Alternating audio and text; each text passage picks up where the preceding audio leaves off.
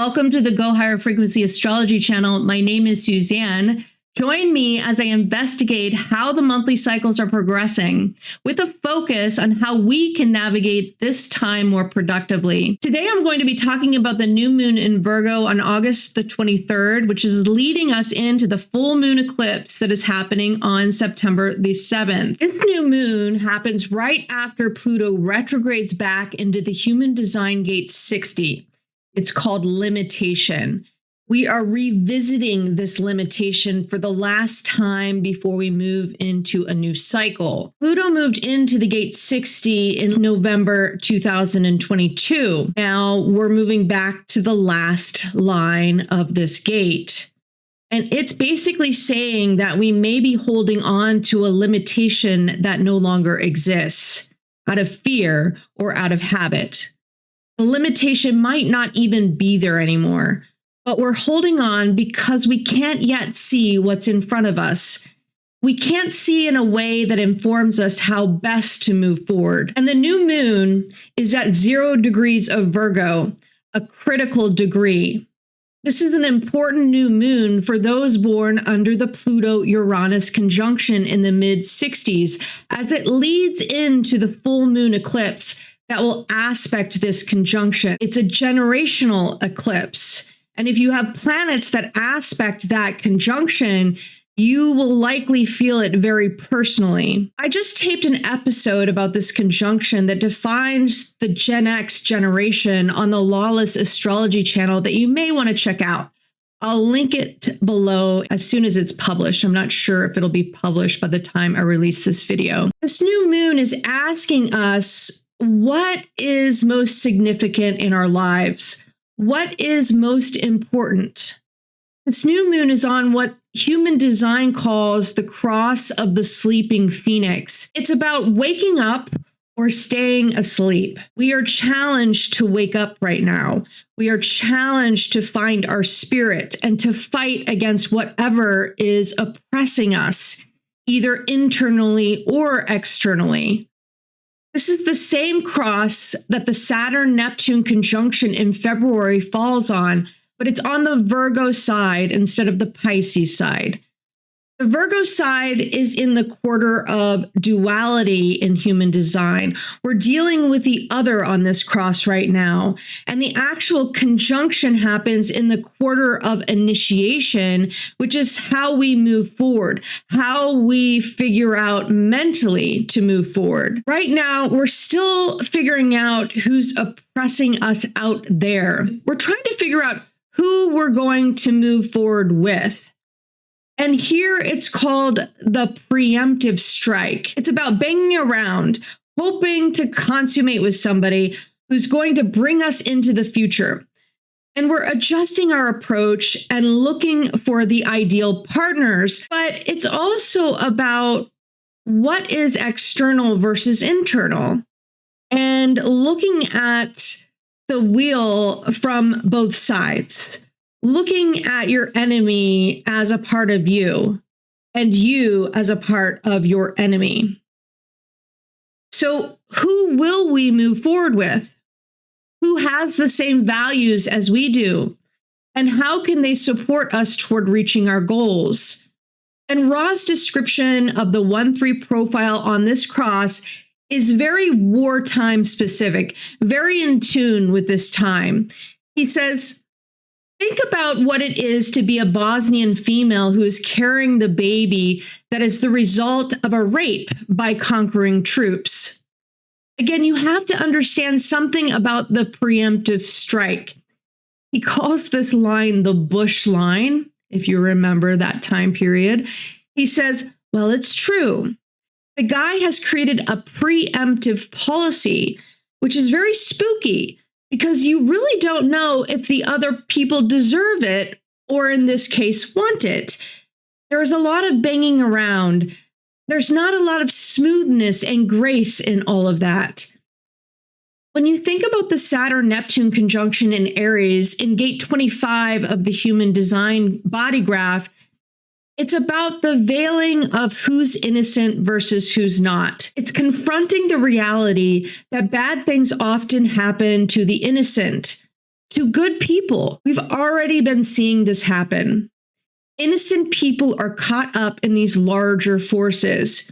You can be doing everything correctly in your life and face these types of atrocities. It's not a measure of good or bad. So this is a theme of this conjunction, which can lead to people giving up, to feeling hopeless.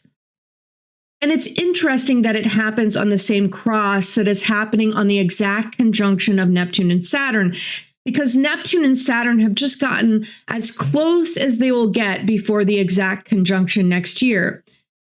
I think many of us have been feeling this energy very clearly, and we have seen and experienced this despair and hopelessness that often comes with this conjunction. Some are seeing a harsh reality that is far from what they wish for themselves and their people, not seeing a way out, and not being able to see a clear vision of our hopes and ideals for the future. Think about what we're seeing externally all around us. People are occupying land and they've decided to move forward, taking preemptive measures with some idealized hope that it will guarantee their future security. But will it? And it seems that some countries are doing this despite all the condemnation that is happening externally. They are banging around, not really knowing what the outcome will be. When will it be enough? When can we feel secure? Will we have to take over the whole world? Will that make us feel secure? There are also a lot of people dealing with disillusionment and despair in the world. In our hopelessness and despair, we have an opportunity to wake up, to ascend, to see things as they are, to see things in a way that takes us out of the pattern, that takes us out of this rigid tribal mentality, this extremism that is very fixed to its perspective. And there's an opportunity to see a higher truth, to see one as a unified whole, not separate. If we do harm to the other, we also do harm to ourselves. You cannot have one side without the other. But within this cycle, there are a lot of people still asleep. A lot of people clinging to their perspective, justifying their brutality. Not everyone will wake up, but there is a collective opportunity for us to ascend this cycle. It might not happen today, but it will happen. So we cannot lose hope. We cannot sink into despair. We have to find our spirit again. Raven Caldera calls this the Maidens Moon. On the Maidens Moon, we go alone to a beautiful place and we work on being at ease without the presence of our fellow humans. How can we find solace in solitude rather than desperately trying to fill the room with other auras? It's a good time for solitary work, but an even better time for quietly observing beauty and sitting with time. People born under the Maiden's Moon have a strong need for privacy and aloneness.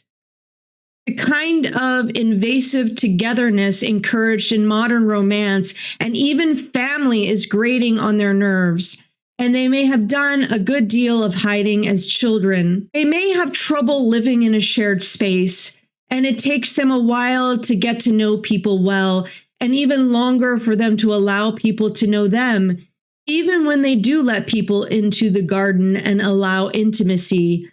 Conflict will tend to silently throw up the wall again. It's not like Cancer moons. They can't verbalize their feelings. It's that verbalizing them during conflict feels like a violation, forcing them to reveal guarded inner feelings in an environment that is less than safe. And they would rather remain silent and be thought cold. This new moon is in a finger of God aspect.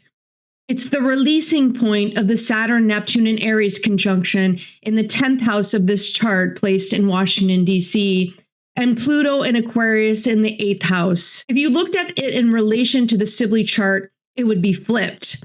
The new moon would be in the ninth house with Saturn and Neptune on the IC and Pluto in Aquarius in the second house. We need to focus on applying our energies to the details of how we can be of service, how we can practically move forward in an environment where we cannot see clearly, where we are experiencing cataclysmic change in the power structures around us. This is an interesting way to see the polarities of things.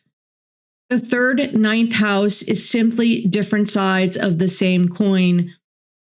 Beliefs versus communication, other countries versus trade, faraway countries versus our neighbors and our relatives. How can we best serve? The new moon is also in a square aspect to Uranus and Gemini. They are both ruled by Mercury, but while Virgo energy is pragmatic in its approach, focused on digging in or getting their hands dirty to figure out how to make things work, Gemini is all about ideas, and the more the better. In Uranus, it is chaotic in its approach. As soon as it comes up with an idea, it will move on to the next. You can see this tension in the ruler of both. It's at 12 degrees Leo in the second house. It's in a gate and line, which is about disassociation, fragmentation. There's a need for alone time to process all of the information that has been chaotically thrown at us. We need time to process it. Mercury is separating from a sextile to Mars in the fourth house. Mars is in gate 48. It's about feeling insignificant in the depth of what's going on right now. We want to process something deeper, but we just can't right now. It's too much. There is some dissociation happening that is necessary. Venus, ruled by the moon, is in the second house, applying to an opposition to Pluto in the eighth house. We are confronting powerful themes around topics of money, power, and death. Jupiter, also ruled by the moon, is in the first house of this chart. It is adding a certain momentum for this preemptive strike. We want to move forward, to start a new cycle, and some people feel success, so they want to benefit from the momentum of that success. There is a projection of success and a need to push through, even if everyone around them is condemning them, warning them that it's not a good idea to keep pushing. There is a tendency with this early success to haste and imprudent action. Both sides are being conditioned by an if energy. You know, if we move forward and we do it this way, then we're going to get this. But if we move forward this way, we're going to get that. There's a lot of deception. We're not seeing very clearly right now. So what we think we are going to get might not be what we will get at the end of the day. And it's applying to a trine to the North Node. There's a public performance right now that's happening that we're going to move forward in a way that might not be practical. And if we don't focus on the practicality, the details, on serving a higher purpose, we may see things easily collapse when we get to the conjunction in February.